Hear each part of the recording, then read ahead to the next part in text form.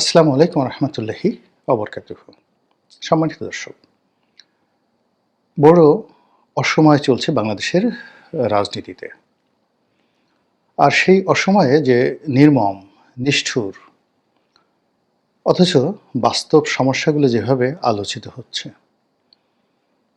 সে সকল আলোচনার ফলে সমাজে যে অস্থিরতা তৈরি হচ্ছে, যে অনিশ্চয়তা তৈরি হচ্ছে, যা কিনা এই ভূখণ্ডটিকে, এই ভূখণ্ডের মানচিত্রকে, পতাকাকে, ফসলের মাঠ, নদী-নালা, পাহাড়-পর্বতকে এবং এই ভূখণ্ডে বসবাসরত সকল প্রাণী, তার মধ্যে আশরাফুল মখলুকাত 18 কোটি বনি আদম যে বিপদ এবং বিপত্তির মধ্যে পড়ে গেছে। এরকম বিপদ এবং বিপত্তি মানব ইতিহাসের যে বিজ্ঞান, ভূগোল, অর্থনীতি যা কিছু লিখিত রয়েছে, সেখানে এতগুলো মানুষ, 18 কোটি মানুষ একই সঙ্গে বহুমুখী যে অনিশ্চয়তা এবং বিপদ বিপত্তির মধ্যে পড়ে গেছে 2025 সনে, এটি অতীতে হয়েছিল কিনা আমার জানা নাই। যদি 2014 থেকে আজ অবধি আওয়ামী লীগ জমানার শাসনকে আপনি কল্পনা করেন, এটি একটি অধ্যায়। আর গত 15 মাস ধরে যা কিছু হচ্ছে সেটি আরেকটি অধ্যায়। স্বভাব অনুযায়ী আমরা অতীতকে ভুলে যাই আর বর্তমান নিয়ে আলোচনা করি এবং আগামী ভবিষ্যৎ নিয়ে উদ্বিগ্ন থাকি। মানবের যে এই বৈশিষ্ট্য থেকে আমরা কেউ বের হয়ে যেতে পারবো না। ফলে এখন বর্তমান সমস্যা বা চলমান সমস্যা, সেটা যত ছোট হোক, যত ক্ষুদ্র হোক, কিংবা ধরুন যত বৃহৎ হোক, এটা নিয়ে আমরা এখন খুব ব্যস্ত। কিন্তু 1971-এ কী হয়েছিল, 61-তে কী হয়েছিল, 51-তে কী হয়েছিল, 1981-তে, 1991-তে, 2001-এ কিংবা 2021-এ কী হয়েছিল, এই কথাগুলো আমরা স্মরণ করতে চাই না। স্মরণ করা সম্ভব নয়। কেবলই আমরা স্মরণ করতে চাই আজকের এই দিনে আমাদের জীবনে কী ঘটছে। তো সেদিক থেকে এই 15 মাসের যে রেজিম, সেই রেজিমের একটি চরিত্র এবং আজকে আপনারা যারা ভিডিও দেখছেন সেই দিনকার বৈশিষ্ট্য, এই দুটোকে যদি আপনি একত্র করেন, তাহলে আপনি দেখতে পাবেন যে আমাদের জাতিগত বিভেদ, বিসংবাদ, অবিশ্বাস যে মাত্রায় গিয়েছে, আমাদের সোশ্যাল যে স্ট্রাকচার যেভাবে গড়ে উঠেছিল, সেই সোশ্যাল স্ট্রাকচারটি যে হুমকির মুখে পড়েছে,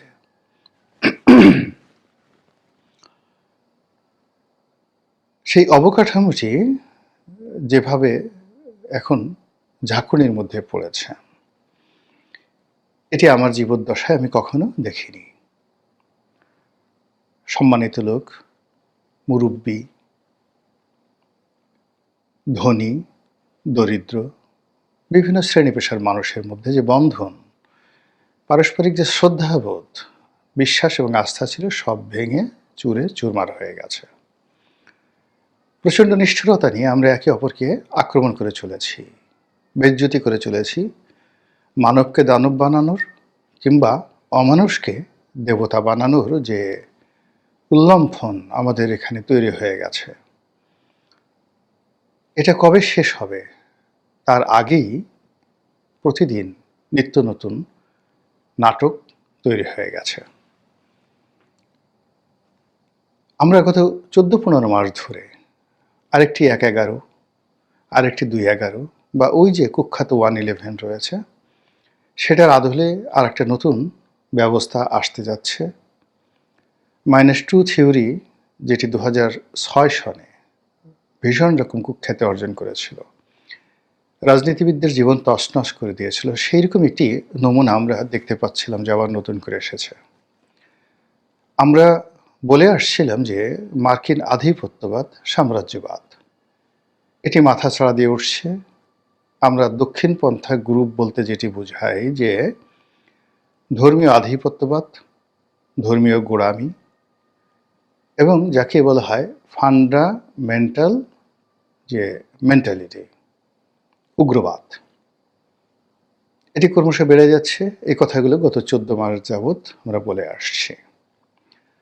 আজকের এই দিনে সেটি কোন অবস্থাতে আছে এবং আপনি নিজেকে কতটা নিরাপদ মনে করছেন, এ রাষ্ট্র সম্পর্কে আপনার স্বপ্ন, সুখ, স্বাদ, আহ্লাদ কোন পর্যায়ে আছে সেটা আপনার ব্যক্তিগত বিষয়। কিন্তু দেশের আপামর সাধারণ জনগণ যে ভালো নেই আমরা প্রায় প্রতিদিনই দেখতে পাচ্ছি সামাজিক মাধ্যম, গণমাধ্যম এবং সংবাদ মাধ্যমের খবরে। কোন একটি সংবাদ, কোন একটি ঘটনা কিংবা কোন একটি ফ্যাক্ট, যেটিকে বলা হয় বাস্তবতা, এটির ধারাবাহিকতা রক্ষা করা যাচ্ছে না।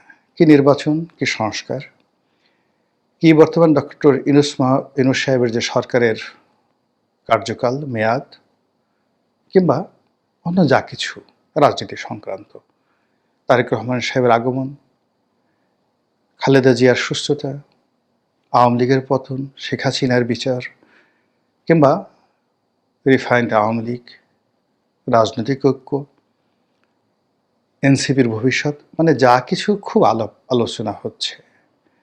এর মধ্যে সামাজিক মাধ্যমের অনেক হিরোর উত্থান, অনেক হিরোর পতন, নতুন নতুন হিরোর উত্থান, নতুন নতুন হিরোর পতন। সমাজে যারা কথা বলেন, শব্দ তৈরি করেন, যে ইনফ্লুয়েন্স তৈরি করেন, সোশ্যাল ইনফ্লুয়েন্সার, গত 14 মাসে 14টি সেট পরিবর্তন হয়ে গেছে, হারিয়ে গেছে। কেউ নেই, নতুন কেউ আসছে, মানুষ আর বিশ্বাস করতে পারছে না।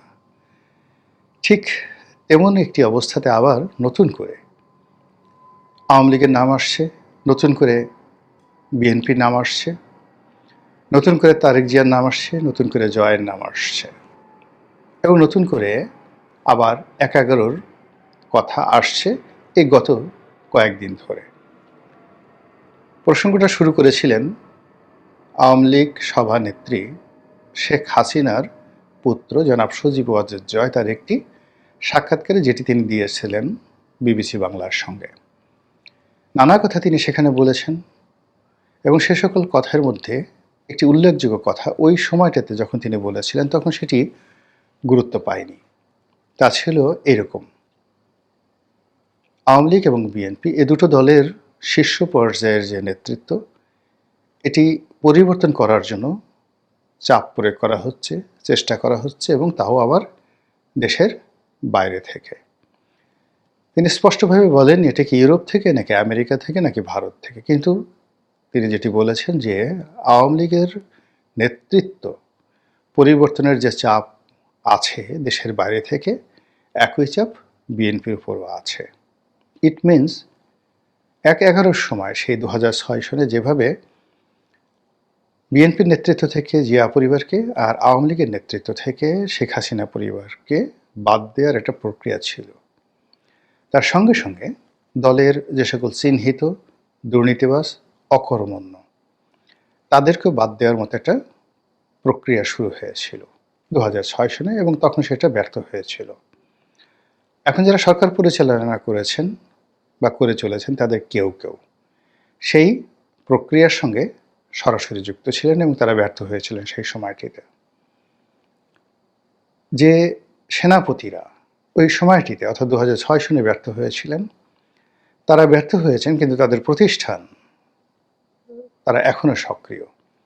ফলে ওই কাজগুলো তখন রাষ্ট্রীয় মদতে হয়েছিল, ফলে রাষ্ট্রের বিভিন্ন তোষাখানাতে ওই সময়ের যে দলিল দস্তাবেজ রয়েছে, পরাজয়ের দলিল রয়েছে, সে সকল দলিল অধ্যয়ন করে এখনকার কেউ যদি সেই পরাজয়কে আবার বিজয়ে রূপান্তর করার চেষ্টা করেন, আমি তো আশ্চর্য হব না।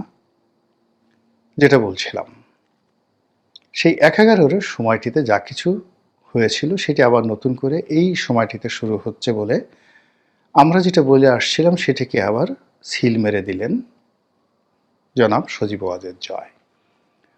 আর সজীব ওয়াজেদ জয়ের এই বক্তব্যের ধারাবাহিকতায় পরবর্তীতে প্রকৃতিতে যে ঘটনা ঘটল, বেগম জিয়া হঠাৎ করে অসুস্থ হয়ে পড়লেন। যার অসুস্থতা নিয়ে নানা রকম কথা আছে। এর কারণ হলো বিএনপির মধ্যে ভারতের দালাল আছে, আমেরিকার দালাল আছে, বর্তমান সরকারের দালাল আছে, সেনাবাহিনীর দালাল আছে। নানা রকম ট্যাগ বিএনপি বিরোধী যারা লোকজন রয়েছেন তারা করে যাচ্ছেন। বিএনপির মধ্যে একাধিক গ্রুপ উপগ্রুপ তৈরি করার জন্য কেউ বা ভারতপন্থী, কেউ বা মার্কিনপন্থী, কেউ বা তারেকপন্থী, কেউ বা খালেদাপন্থী, এরকম নানা রকম ট্যাগ দিয়ে এই দলটির মধ্যে বিভক্তি সৃষ্টির নানা রকম তৎপরতা চলছে গত 14 মাস ধরে। এরই মধ্যে বেগম জিয়া অসুস্থ হয়ে পড়লেন এবং এখন তার অসুস্থতা চরমে। আমরা কেউ বলতে পারছি না যে তিনি সুস্থ হবেন এবং স্বাভাবিকভাবে ফিরে আসবেন। সবাই বলার চেষ্টা করছে দুটো কথা। কেন তিনি এই অসুস্থ শরীর নিয়ে ক্যান্টনমেন্টের অনুষ্ঠানে গেলেন, অর্থাৎ সেনাবাহিনীর যেটি সশস্ত্র বাহিনী দিবস ছিল, এখানে তাকে কেন নেওয়া হলো, কারা পাঠালো, এবং তিনি সেখানে গিয়ে এই যে অসুস্থ হলেন তার পরের দিনে তাকে হাসপাতালে নিতে হলো এবং এখন কি অবস্থায় আছেন কেউ জানে না। আর এই ঘটনার সূত্রে সবাই এখন বলার চেষ্টা করছে কেন তারেক জিয়া আসছেন না। এটা একটা কাজ হলো? এটা কি ধরনের কথা? একমাত্র সন্তান, জীবিত সন্তান, তিনি তার মেয়েকে নিয়ে, অর্থাৎ কন্যাকে নিয়ে, তার স্ত্রীকে নিয়ে প্রবাসে আছেন, সুখে আছেন, শান্তিতে আছেন, রাজার হালতে আছেন। আর তার মা এখানে একা একা যে অসহায় দিন যাপন করছেন। তিনি পুত্রের হাতে স্পর্শ পাচ্ছেন না, নাতনির হাতের স্পর্শ পাচ্ছেন না, এমনকি পুত্রবধূকেও তিনি দেখতে পাচ্ছেন না। এটা একটা কথা হলো? এ কিসের রাজনীতি, এ কিসের মানবতা? যাদের মধ্যে পারিবারিক ফেলোশিপ নেই তারা কি করে জাতিকে সেবা করবে? এভাবে নানা রকম ন্যারেটিভ তৈরি করে বিএনপি এবং তারেক রহমান সাহেবকে নাস্তানাবুদ করে ফেলা হচ্ছে। আর তারই জবাবে জনাব তারেক রহমান সাহেব যে বক্তব্য দিয়েছেন, হৃদয় বিদারক বক্তব্য, যে তার যে আগমন বাংলাদেশে প্রত্যার্পণ বা প্রত্যাবর্তন, এটির ক্ষমতা, কর্তৃত্ব তার ইচ্ছার উপর নির্ভর করে না। এখানে বহু পক্ষ জড়িত।